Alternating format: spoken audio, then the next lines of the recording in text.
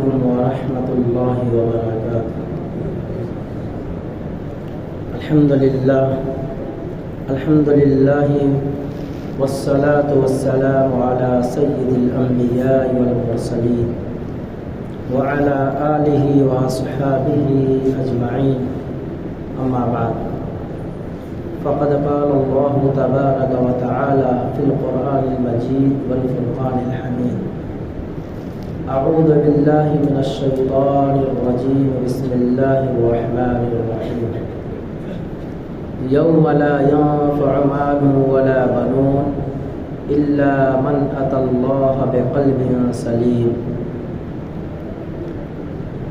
آمنت باللہ صدق اللہ مولانا العظیم وصدق رسوله النبی الکریم ونحن على ذلك من الشاهدين والشاكرين والحمد لله رب العالمين۔ سبحانك لا علم لنا إلا ما علمتنا إنك أنت العليم الحكيم۔ رب اشرح لي صدري ويسر لي أمري واحلل عقدة من لساني يفقهوا قولي۔ اللهم صل على سيدنا مولانا محمد وعلى آلہ وصحبہ وبارک وسلم تسلیما کثیرا۔ بزرگان محترم، عزیز ساتھیوں،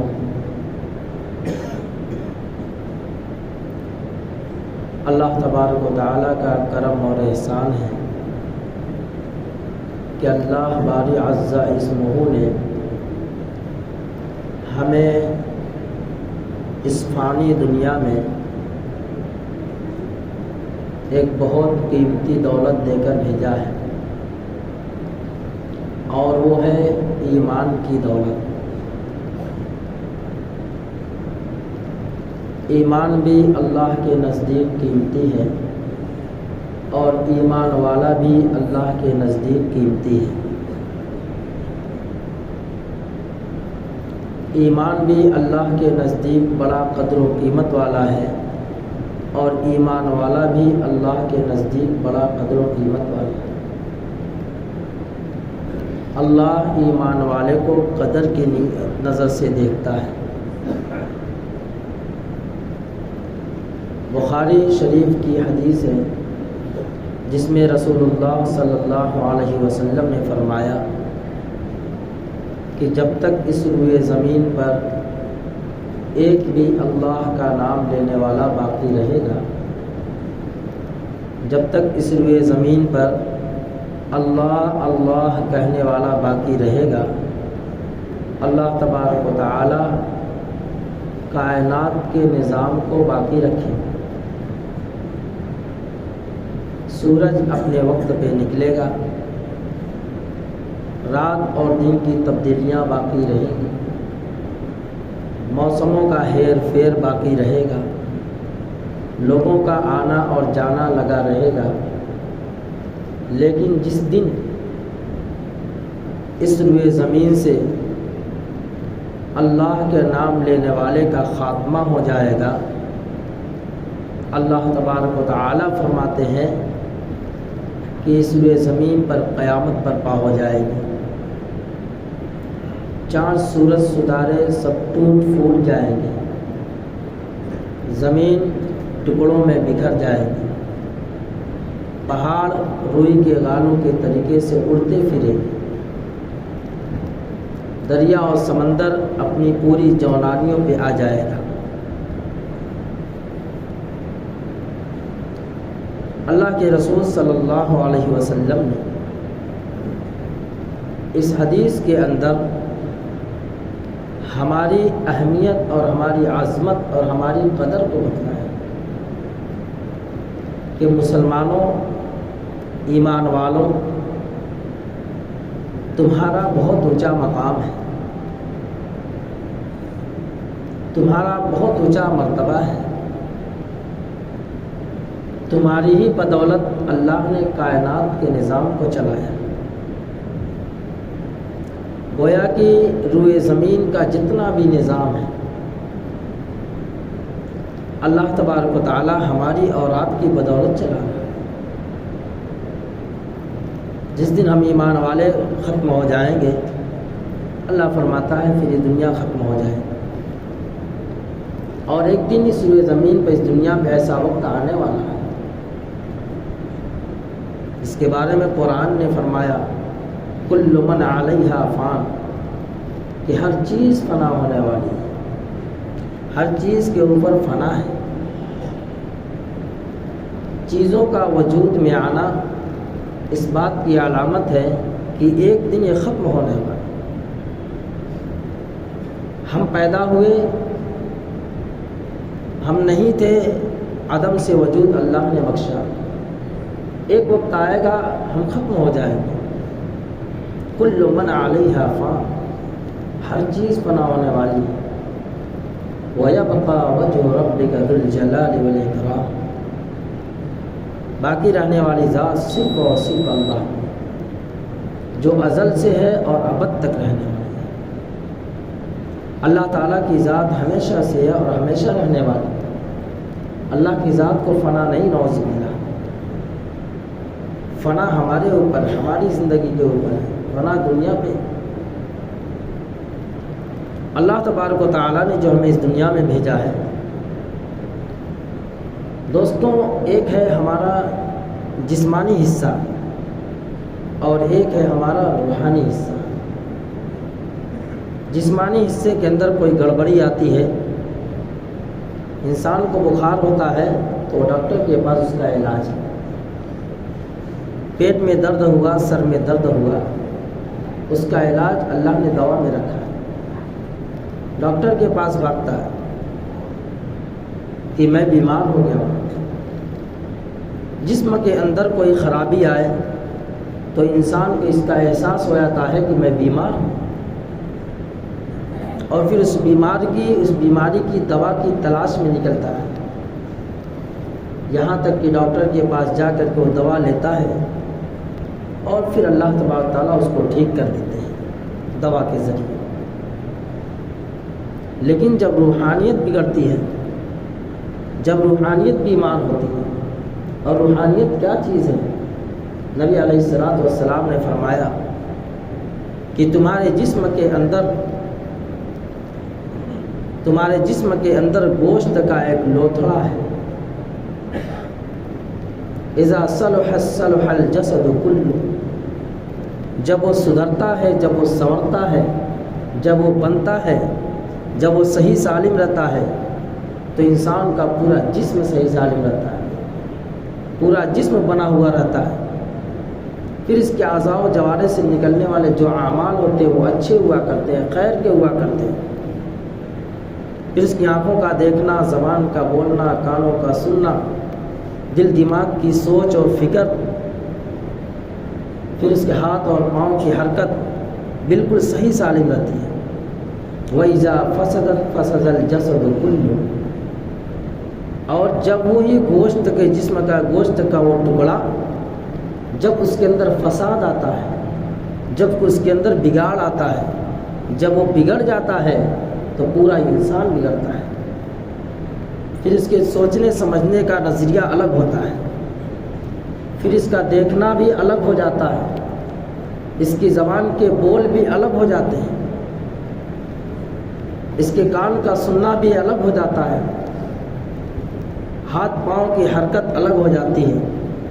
الا وہی القلب، رسول اللہ صلی اللہ علیہ وسلم نے فرمایا کہ وہ جسم کے اندر جو تمہارا ٹکڑا ہے، گوشت کا جو لوتھڑا ہے، جس کے بننے اور بگڑنے پر تمہاری زندگی کا بننا اور بگڑنا ہے، وہ تمہارے جسم کے اندر دل ہے۔ جب انسان کا دل سنورتا ہے تو اس کی پوری زندگی سنورتی ہے، پورا معاشرہ سنورتا ہے، اور جب وہی انسان کا دل بگڑتا ہے تو اس کی پوری زندگی بگڑتی ہے۔ اب اس رسول اللہ صلی اللہ علیہ وسلم کے فرمان پہ ہم غور کریں کہ ہم نے اپنے جسم کے بیماریوں کا تو احساس ہمیں ہوا، ہم نے اپنے جسم کی بیماری کو محسوس کیا، کیا ہم نے کبھی اپنے قلب یعنی دل کی بیماری کو محسوس کیا؟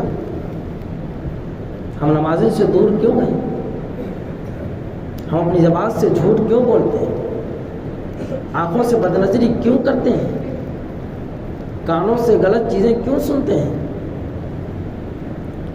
یہ اعضاء و جوارح کا غلط رخ اختیار کرنا یہ کیوں ہوا؟ اس لیے کہ ہمارا دل بیمار ہے۔ دل کی بیماری میں ہر شخص مبتلا ہے۔ پھر اس کا علاج کیا ہے؟ اللہ تعالیٰ یوم لا ینفع مال ولا بنون، کہ تمہارے مال اور تمہاری اولاد تمہیں کوئی کام نہیں ہے۔ تم سمجھتے ہو کہ تمہارا مال تمہیں نجات دے دے گا؟ مال سے عینک تو خریدی جا سکتی ہے لیکن آنکھ کی بینائی نہیں خریدی جا سکتی۔ مال سے لباس تو خریدا جا سکتا ہے لیکن حسن و جمال نہیں خریدا جا سکتا۔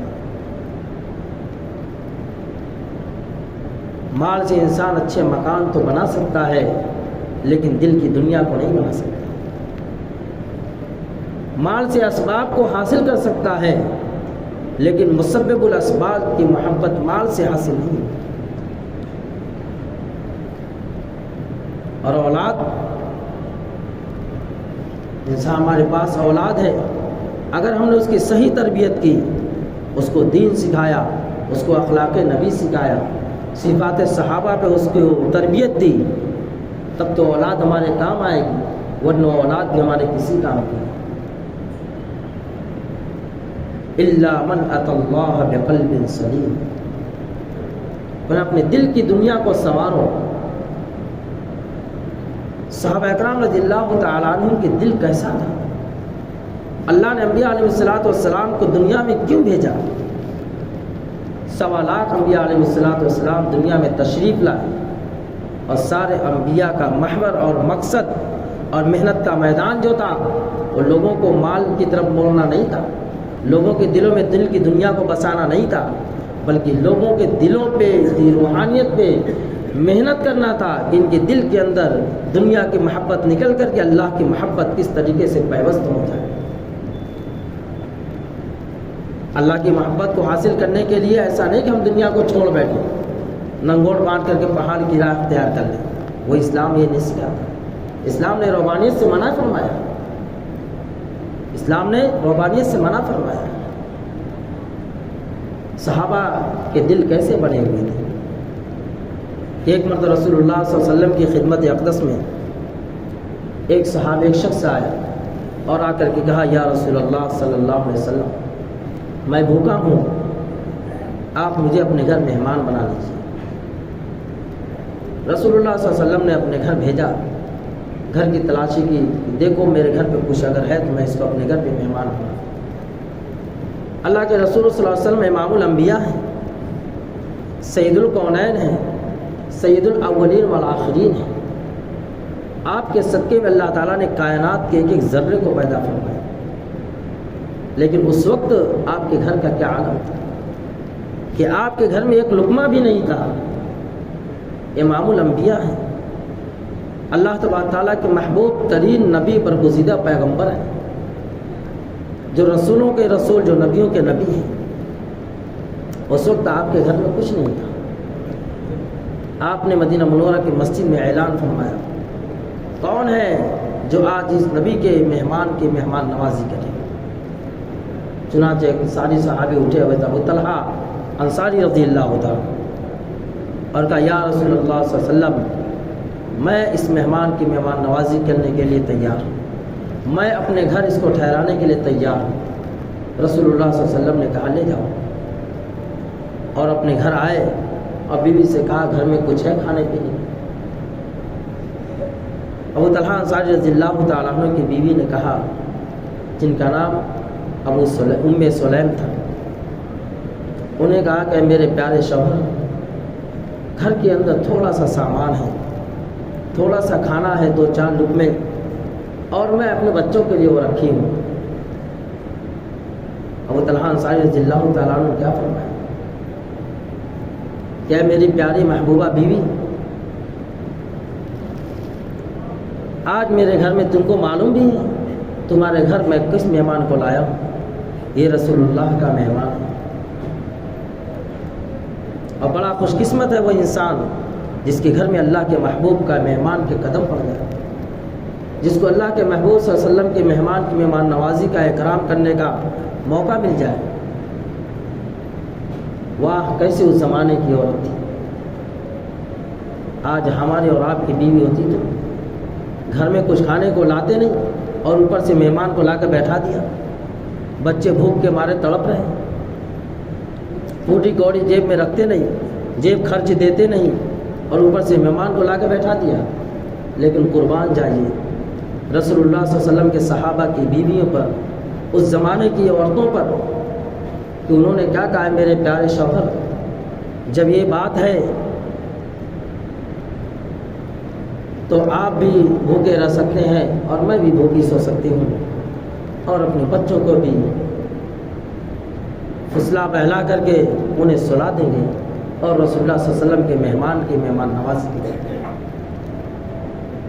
کھانا تو تھوڑا ہی تھا, اور مہمان تکلف والا ہوتا ہے کہ جب تک مہمان نواز دسترخوان پہ ہاتھ نہیں لگائے تب تک مہمان پہ ہاتھ لگانے کی اس کو ہمت نہیں ہوتی.